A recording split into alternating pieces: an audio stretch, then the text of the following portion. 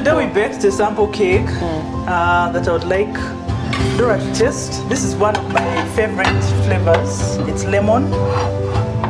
It's very, very soft and moist cake, made out of natural lemon. It's not, it's not artificial. No food colors. It's just fresh lemon. Oh my God! It smells so good already. It smells so good. So I use the lemon rind, the peel of the lemon that I scrape off, and then the lemon juice. What do you think? It's heavenly, I think. First of all, it's so soft. It's so spongy. Yes. It's so spongy and it smells. Heavenly. Okay, I like smelling food when I eat it. It's kind of like an indicator. Do you know that your food, when you smell food, if it smells good, it's an indicator that the food is good. Like wine. Yeah. Yes. Yeah. This smells. And just. I'm sorry, Z. Okay. So can you tell the difference between this and last week? Yes, I told you. Oh my God. I warned you. Yeah, this is one of my most favorite recipes. It's so buttery. Yes. Light. It's so soft. It's so spongy. And not too sweet. Oh my God. This is so good. Like for real. This is so good. Calm down. It's nice, yeah. This is so good. This recipe is one of my best. And of course it's warm cake, so it's even better. It's nice. Wow. Nice. Girls, what do you think? Wow. Kids look forward. Do kids look forward to your mom coming to school? Yeah. They do, yeah?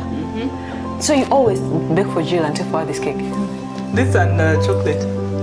Wow. Chocolate cake? Yeah. Wow. Aren't you just so lucky?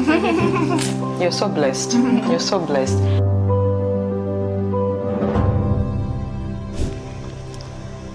Half in a smaller tin. We're the home of Esther Kusiima, a friend of mine, a client of the share house. I have to add that part. So we're doing a series of stories, just documenting some of our clients, and there's so many facets to people's lives. Esther is a lawyer by profession, but we're here enjoying an amazing cake, a lemon cake. Yeah, actually it's one of my favorite cakes, and I don't have a very sweet tooth, but this cake, I could eat it the whole day. It's that good. And yeah, so having coffee and cake, and we're going to be talking to Esther just to get a bit of her story. For those of you who've not yet gone to our YouTube channel at the Share House, we've been profiling every month. We profile some of our clients who are doing other things beyond just the skincare or whatever they're doing with the products that we are giving to them. And Esther is a client of the Share House. She's a raving fan of our Shea Body Smoothie, and she's soon to be the scrub, and soon to be the coffee scrub, and soon to be the body flawless body oil. As in, yeah, your life is all sorted. Soon to be whatever products we're making. Yeah. So Esther Kusiima is a lawyer by profession. I already said that, and she bakes. The thing is that actually, obviously, she did not go to school to learn how to cook, professionally, but I think she did that on the side. And today I wanted to just get a bit of her story and share, because in sharing stories you never know. Now honestly I can say that you need to buy if you need a lemon cake, Esther is like the best person to bake for you a lemon cake, because this is perfect, and I'm not lying, it's perfect. Esther, tell us about the story of how you started baking cakes from being a lawyer, wearing coats, wearing suits and jackets and everything during the day, and then in the evenings or on weekend you're wearing aprons baking cakes. Yeah. Yeah. Such a shocking flip. Yeah, totally. Yeah. I'm sure people who are from watching the boardroom, from the from the courtroom to the kitchen, courtroom and boardroom to the kitchen, the oven. To the oven. Yeah, that's a good one. Yeah. So my journey of baking started way back when I was still living with my parents, about S1 maybe. Yeah, my mom used to bake, just leisure baking for us, and homemade cake. It's always nice, fresh. But I noticed from a very young age that I had an interest in cooking. I would always pick recipes from wherever and try them out. recipes of smoothies, long before blenders came. I was trying out smoothies, recipes of local food, of foreign recipes. Whatever I would pick up, I would try. And even watching people cook stuff, I would watch and take notes. And then when I would get home, I would try out things. Yeah. So the same was with baking. I would get, recipes or whatever. When friends of my mom would give her books, those days it was not easy to come by recipe books and so forth. Yeah. American friend who's living and is disposing of stuff will give away a cookbook and so forth. So I would pick those and keep them, go through them at some point in time and make notes of what I would want to try out at some point in time. Yeah, so I started trying out recipes, and with time I perfected the art. I became the resident baker at home. I would always make birthday cakes. I would never miss my parents' birthdays. Would you bake your own birthday cake? I think I did once or twice. Yeah. So when it would be my mom's birthday, I would go to my dad to ask for money to buy ingredients. When it's my dad's birthday, I would go to my mom to ask for money for ingredients. Yeah, but the Christmas cake, I would always bake the Christmas cake. And I would try out with all sorts of things. I remember at some point, when I look back, I even laugh. I would mix everything that I can land my hands on. I would put fruits in the cake. I would put cocoa. I would put alcohol. I would put everything you can put in a cake. But it would turn out so nice. So nice. I remember my brother loved my cakes those days. And when he eventually got married and left home, he would still call me, "Are you able to make cake?" And by then, I'd not even learned how to ice. I would just do rudimentary stuff. Icing, it comes out rough, but very nice tasting inside. Yeah, so that is how I developed the baking skill. At the university, I would, bake casually for my friends. Sometimes when we would, go out to Gaba to have fish, I would have cake. Yeah. And they would be like, "Oh, nice, this is lovely." I remember one time we went to Zanzibar and I got a banana flavor from Zanzibar. You can't imagine, the banana cake was so nice. Not the traditional banana cake, just banana flavored cake. So nice. Wow. If I ever went back to Zanzibar, and it's pure essence. It's not artificial or anything. It's pure banana. They have very nice spices, as you know, in Zanzibar. Yeah. Yeah, so I bought that then, and I remember making banana cake at one of those Gaba trips. It was so nice. If I ever get the chance of buying that essence, that banana essence, I will do so. I think it would be a great addition to my recipes. Anyway. How did you now move from baking as a hobby to actually baking for profit? Because like one time I was listening to Jay Shetty and Mel Robin, and they're talking about purpose, discovering your purpose. And she was asking him that, what's the difference between your passion and your purpose? And he said, your passion is a thing that you basically describe right now, that you love. You just love cooking, you love baking, you love trying out things and making. But then your purpose is when you turn your passion to serving others. That's right. Yeah. How did you basically make that transition? When did you do that? With time, so many bakers came up in town. Those days there were few and you knew them. Yeah. You knew who the bakers were. Yeah. But in the last maybe 7 years, so many small-scale bakers have come up and doing an amazing job, especially with icing and decoration. And I noticed that if I'm ever to go commercial, professional, I need to improve on my, first of all, to get more recipes, and then also to improve on the icing and decoration. And so I decided to look out for someone that could help me with that. And I landed on a lady who lived close by home. When was that? When that did was you make that? About 2021, during COVID. No, just after COVID. Remember, lockdowns were on and off. Yeah. And I realized, I could do something with my time. Yeah. Learn a skill or whatever. Because we're home. Yes, because we had a lot of time. So when they opened up a bit, Nalia is close by my home, I decided I could go and take some classes. So I enrolled and just learned the art of icing and decoration, and because that is what actually attracts a client to you before they even taste the cake. Taste the cake, yeah. Yeah, so she was kind enough to teach me. And then I started out on my own. Yeah, I started, decorating and doing a bit of promotion. Initially, it was family making the orders. Of course, family and friends first. And so I could afford to make mistakes and, blunder. Yeah. They all took it in, Bambi. Yeah. Very kind. When I recall some of the first cakes I made, oh God, they were terrible, terrible. But they were really nice inside, but the icing was a disaster. And yet these people, they continue to place orders with me. I just want to say thank you to those people. They know themselves. They know themselves. They took a gamble on me, just to make sure that I grow and improve, and it's from them that I became much better. With time and practice, the cakes got better, and so I became more confident to go out and actively market and basically deliver a professional product. So that was a journey. And what has always been consistent is the quality inside. The quality of the cake. Yes. So it's just improving the look. It's like how you're doing the branding. Like you have a good product, but the packaging, you're putting the packaging. But how do you handle this? Because your work, you're a very busy person. At least I know that. Yes. How are you juggling baking and then your professional job? It's quite tough. It's quite tough. I'm not even sure I'm handling. I mean, you just have to find a way around it. There are times when you get orders during the week and the week is hectic. The work week is hectic. You are very busy during the day, mentally applying your mind. You get here very tired and there's an order to be made. So what I do, I always encourage the clients to give me at least 2 days notice so that I'm able to bake the cake on one day and then the next day ice it and deliver the third day. So that is what I do. I come back home and bake in the night. What I've done is to teach the skill to the people at home, the help at home, so that at least they can help with the manual work, the mixing and so forth. And for me, I just supervise the overall process.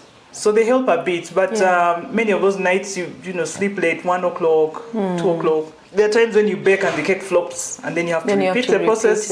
It's hectic. There are times when you have to wake up very early to ice and deliver the cake that day.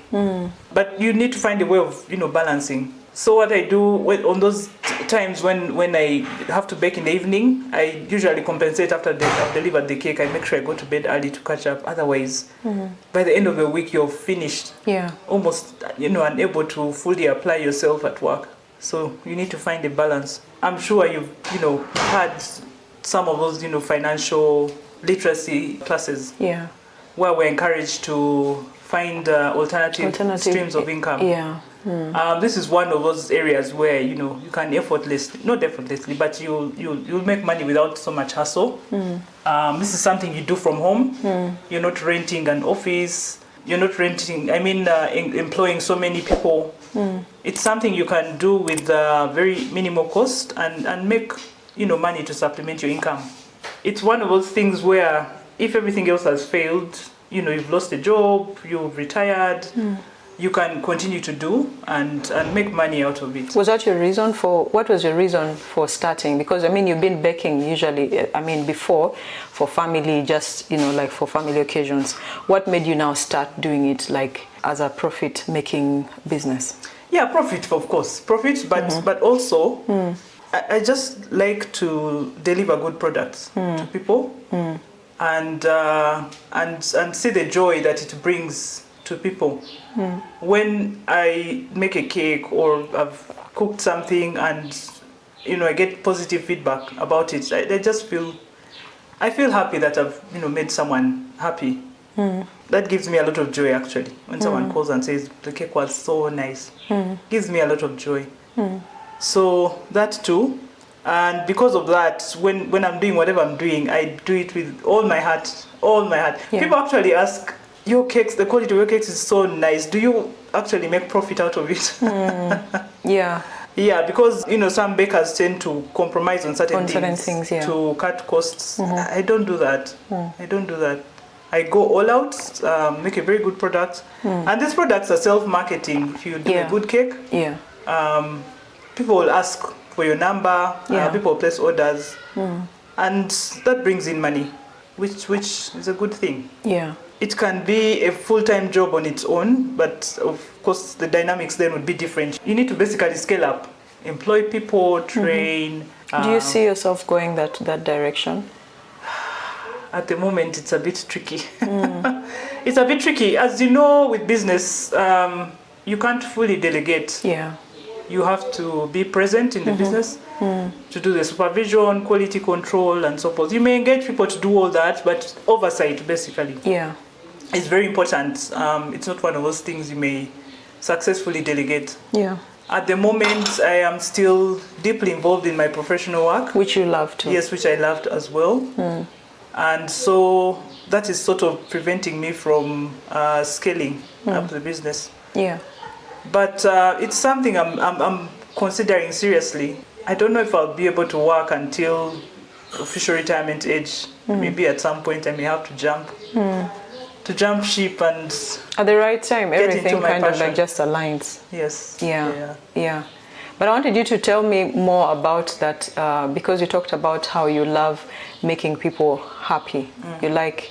I wanted you to speak to me a bit about that because I think that's where actually your why comes from. Why you're able to do these things, wake up and stay up late and stuff like that. I wanted you to just speak to that a bit more.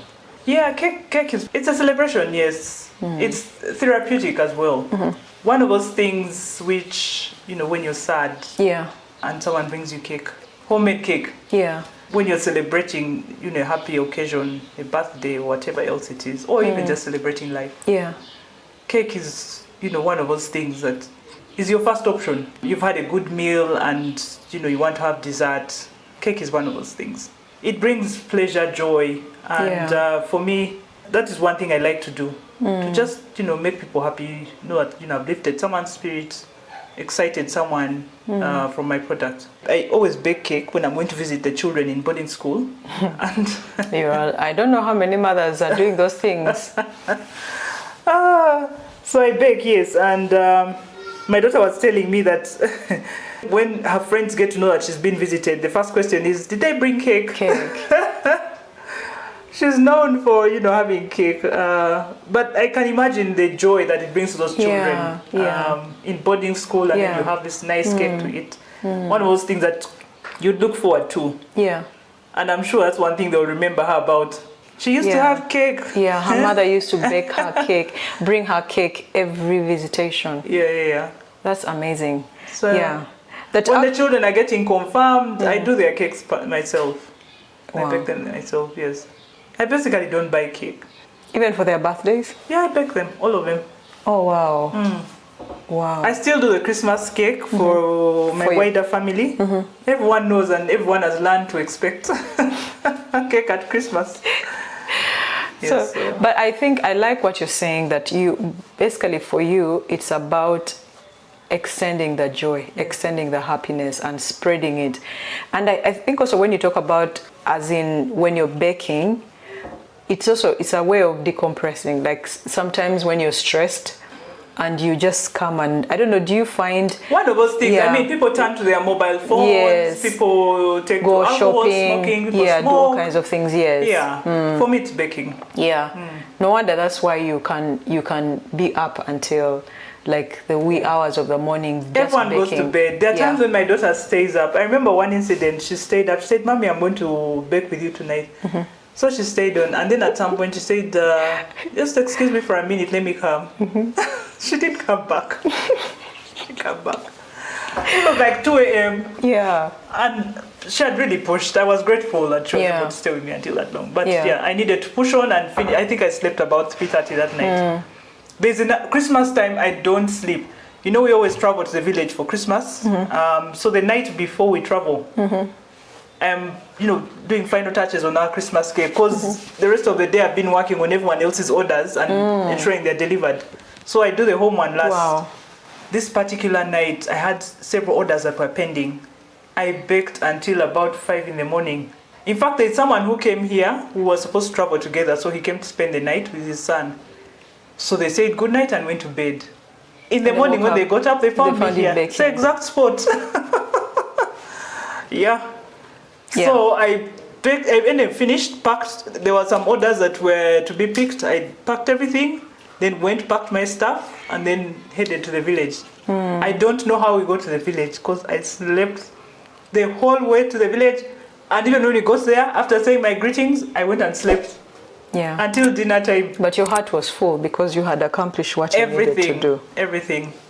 I honestly can relate to that. I think any creator, any creative person can relate to the thing of just wanting to do something perfectly and pouring out your heart and losing time, sense of time. Yes. When you're creating that. Yes. So that one I can actually relate to it, because actually that's now where your passion comes Yes, from. yes. Yeah, that it takes you to a different space. The passion drives you in yes, the most weird of circumstances. Yeah. When you would have given up, but that passion is what keeps pushing you. Yeah. I don't want to disappoint my customers. I don't want to compromise on the quality. It pushes you. Passion pushes you. Passion pushes you, and it's also giving you money. Yeah. It's also giving you money. And so, but the thing is, thank you so much for baking for us a cake today. Esther baked a cake, just a lemon cake for us, and it's an amazing cake. And it is. Yeah. No, I mean, actually, still trying to. Oh, maybe I actually earned the bragging rights. You earned the bragging rights. You do. No. Lemon is really nice. This particular lemon. Yeah. Other bakers, by the way, the lemon cake is artificially flavored with a green, some weird green color. I don't do that. This lemon cake is made from purely natural ingredients. No additives, no preservatives, no nothing.